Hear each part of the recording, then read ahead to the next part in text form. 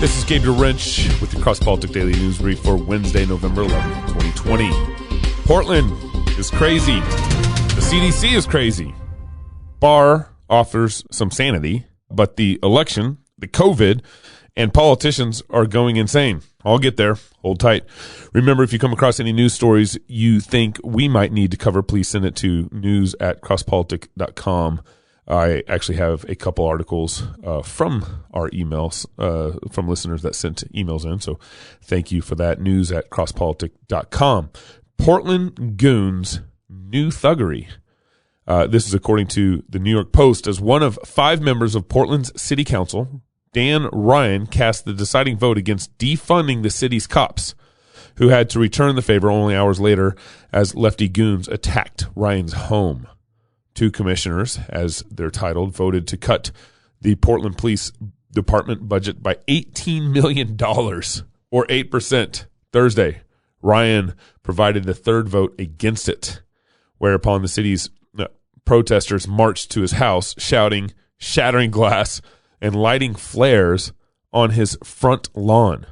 Police showed up rapidly to break up the mini riot, but this was the 4th night in a single week that these goons targeted a commissioner's home and neighborhood.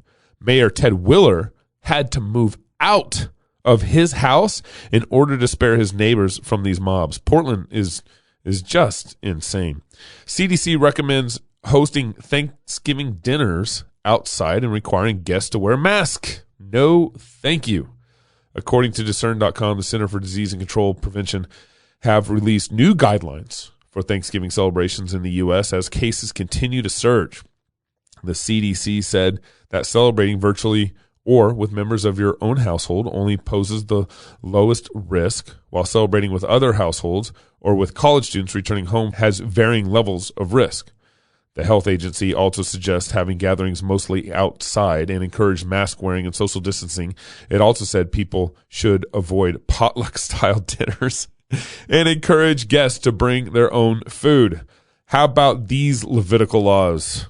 Man. A reminder, the talks from this year's Fight Laugh Feast conference, Weapons for This War, are up in the club member portal. And if you are not already a club member, what are you waiting for? Go to fightlaughfeast.com and register today and access all the talks. We got stuff from Pastor Wilson, George Grant, Pastors in Politics, Uncle Gary DeMar on God and Government, which is a video series that we produced with Gary, about 10 videos. That, man, it needs to be all over the place. Log in, listen to Uncle Gary talk about God and Government. It's fantastic. And also, did you know we are starting a new magazine? 4 issues, $40 1 year. If you register before January 1st, order a yearly subscription for yourself, and then a couple maybe for your pastors, your elders, or Carl Lentz if you know him, and any lukewarm friends you might have, and send them a gift subscription. It'll come to their door. They have to receive it. They have to touch it. So do that. Every quarter, we promise quality food for the soul, joyous wine for the heart, and some Red Bull for turning over tables. Our magazine will include cultural and theological commentary, a psalm of the quarter, recipes for feasting, laughter sprinkled throughout the pages, and more. Our goal is to produce a high-quality quarterly mini book-like experience. Early bird subscription, like I said, is $40 before January 1st, and you won't be billed until January 1st. Attorney General Barr approves the DOJ investigation for voting irregularities, saying, according to, again, Discern.com, Attorney William Barr says it's imperative that Americans can trust the electoral process. Attorney General William Barr circulated a memo on Monday authorizing the U.S. Department of Justice to look into alleged voting irregularities in the recent presidential contest between Trump and wannabe President Joe Biden. The memo authorized U.S. attorneys, assistant attorney generals for the department's criminal division, civil rights division, the national security division, and the FBI director, Christopher Wray, to all begin inquiry and any appropriate investigation. Barr acknowledged that the states have the primary authority to oversee their elections, but the DOJ, Department of Justice, still must ensure the federal elections are fairly conducted. Given this, and given that voting in our elections has now concluded, I authorize you to pursue substantial allegations of voting and vote tabulation irregularities prior to the certification of elections in your jurisdictions in certain areas. as I have already done in specific instances, Barr wrote. Barr instructed agents of the department to be careful not to launch investigations based on specious, speculative, fanciful, or far-fetched claims. He also noted his memo was not to be interpreted to mean that the DOJ had concluded any voter fraud capable of altering the outcome of the election had occurred in the first place. Good memo, good Barr. I want to take us on a little journey here. Mitch McConnell, this last couple of days, said that no calls for lectures from people who just spent 4 years refusing to accept the 2016 election. You remember that? Hillary Clinton refused to accept the 2016 election. The Democratic Party refused to accept the 2016 election. More on that in a minute. AOC and former inconsequential presidential candidate Evan McMullin are wanting to round up those who are skeptical of the election results and throw them into concentration camps. Okay, I definitely overstated that. They don't want to throw us into concentration camps, but maybe not far off. AOC tweeted this, I believe just yesterday. Is anyone archiving these Trump sycophants for when they try to downplay or deny their complicity in the future? I foresee decent probability of many deleted tweets, writings, photos in the future. So let's archive all these people who think there might be fraud in this election. Evan McMullin tweeted this. We should keep and publish a list of everyone who assists Trump frivolous and dangerous attacks on the election. Name and shame forever. They want to dox you. If you think there's fraud in this election, they want to dox you. We need to go back and talk COVID narrative again, and I'll bring this all back around. And we need to remind ourselves what happened this past year. The Democratic Party just effectively used the COVID narrative to overhaul our voting system. That's what happened, which allowed for this massive mail-in voting. This mail-in voting is at the center of the voting problems we are facing nationwide. The COVID narrative is so strong that it pressures weak governors like my governor here in Idaho, Brad Little, to allow for the same mail-in balloting in our conservative state. In my local county commissioner election, I beat my opponent handedly at the polls, and then the mail-in ballots came in. My opponent obtained about 75% of his votes from the mail-in absentee ballot scenario. This process is bad for legitimate elections and bad for our republic. We got to get rid of it. But the bigger problem is the constant COVID narrative that is being used against you. Can you imagine in America where the mayor of a small town can willy-nilly shut down your business? That happened. That happened this past year. What America do we live in? Our mayor here in town, our city council here in Moscow, back on March 20th, voted to shut down my friends' businesses in downtown in the name of the pandemic. We had no COVID cases in our county at that point. Zero, zilch, zitch. And our mayor's reasoning was, oh, you need to shut your business down and stop providing for your family so that I can save your life from the Rona, as Knox likes to say. The general population goes along with this and does not push back. And the COVID narrative is thick. Look at all this. Let me remind some of you of more tomfoolery. And again, I'll bring this all together here at the end. Remember when Hillary lost? I did not vote for Trump, and it was still glorious to remember this. Remember how the Democratic Party did not accept the election results. They blamed Russia for rigging the election. Remember when Hillary Clinton's campaign paid a former British intelligence officer to create the fake dossier files that then was presented in the FISA courts, that was then the basis for the FISA courts giving approval to spy on Trump's campaign. Remember that? Then there's this. Joe, President-elect Biden, and the Democratic Party just spent the last 4 years calling conservatives racist, xenophobic, homophobic. And then Joe Biden, in his wannabe presidential election speech this last Saturday, used the Bible to call for a time to heal, to come together, find unity, work towards unity again. Do not believe him. In fact, let me just play the clip for you right now. I said at the outset, I wanted to represent this campaign to represent and look like America. We've done that. Now that's what I want the administration to look like and act like. For all those of you who voted for President Trump, I understand the disappointment tonight. I've lost a couple times myself. But now, let's give each other a chance. It's time to put away the harsh rhetoric, lower the temperature, see each other again, listen to each other again. And to make progress, we have to stop treating our opponents as our enemies. They are not our enemies. They are Americans. They are Americans.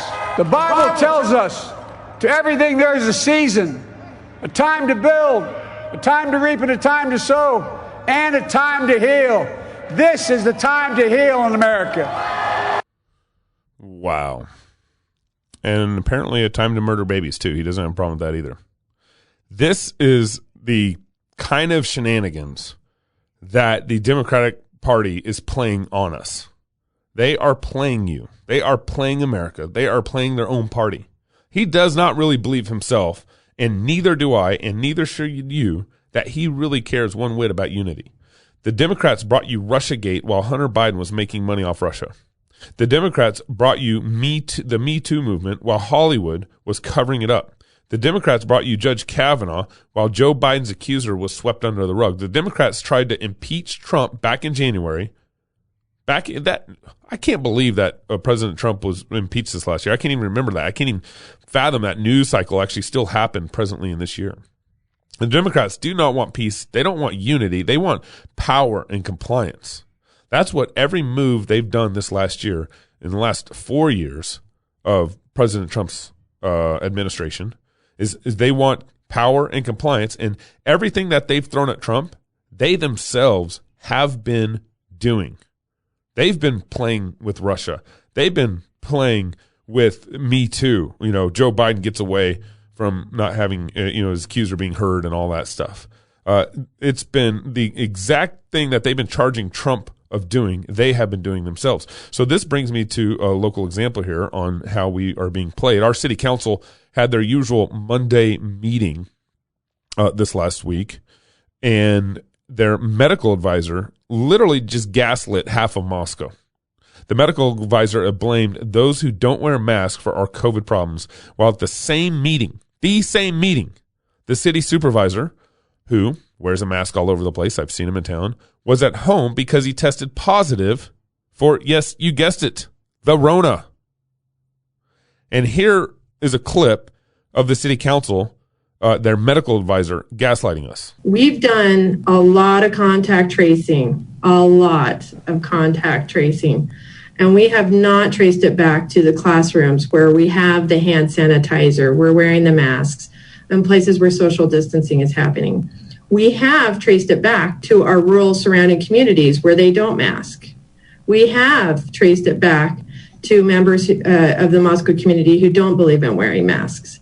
So we are bar none about the efficacy of the masks and helping where spread and doing our...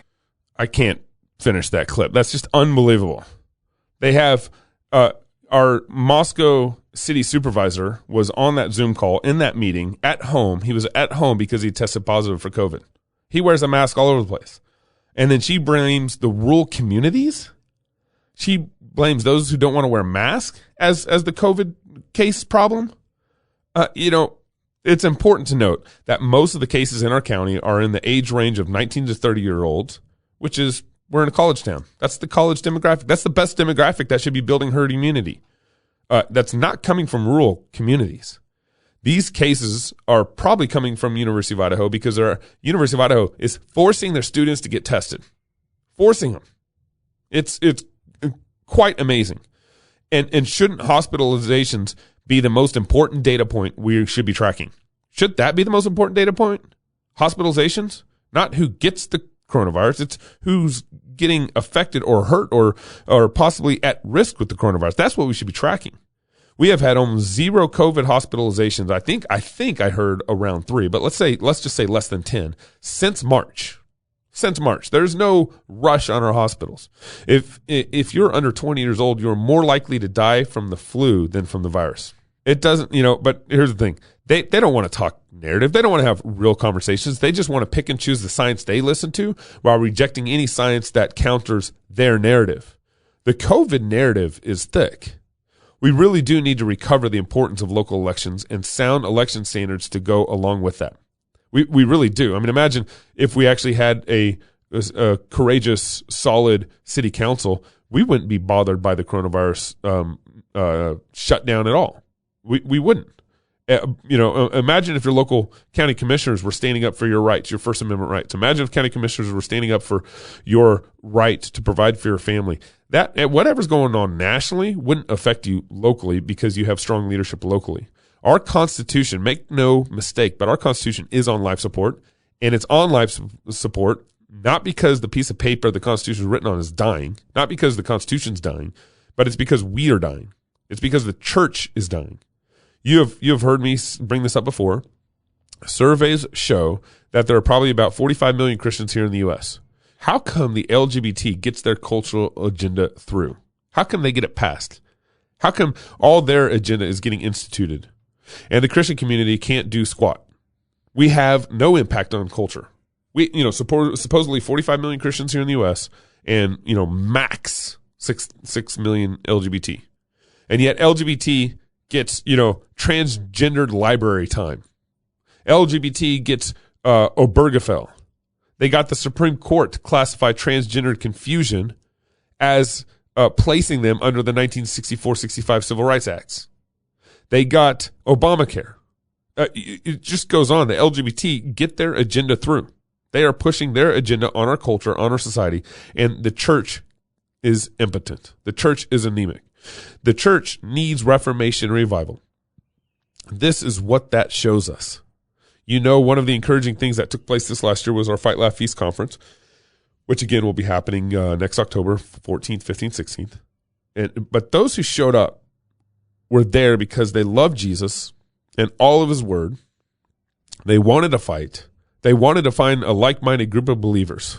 That was it. It wasn't a Presbyterian conference. It wasn't a Baptist conference. It was a bunch of Fight, Laugh, Feast rebels getting together because they loved God, they loved all of his word, didn't want to apologize for any Bible verse. They wanted to fight, and they wanted to be around like-minded people. I hope we have 3,000 people at next year's conference. I really do. Because here's where we should be thinking and heading. Stalin, who you should not be in the habit of quoting favorably, said that he only needs 5% of the people to take over a nation. He just needs 5% of the people on board with him. That's it. And I pray that God is bringing reformation and revival, and that Christians should be finding that 5%. Jesus is king, and even when things look tough, he's providing a way for his people to disciple the nations, subdue the earth. So, I hope CrossPolitic Conference is a big part of bringing that 5% together. I hope CrossPolitic is a blessing to you and a blessing to what's going on in your life or in our ability to, partner with you in discipleship. And so by the grace of God, hopefully we're seeing reformation and revival, and we can be a part of that as we think strategically about who to fellowship with and lock arms with in all this. So this is Gabriel Lynch with CrossPolitic News. Support Rowdy Christian Media by joining our Fight, Laugh, Feast club. We can't do this without you. We really do need you to join our club, but we don't leave you hanging. Also, download our app and head to our Fight, Laugh, Feast second annual conference in October 14th, 15th, and 16th. With your partnership, you're providing us with the resources to compete and hopefully take down mainstream media. Fox, CNN, MSNBC, they're all a joke. Go to fightlaughfeast.com to take all these actions. Have a great day.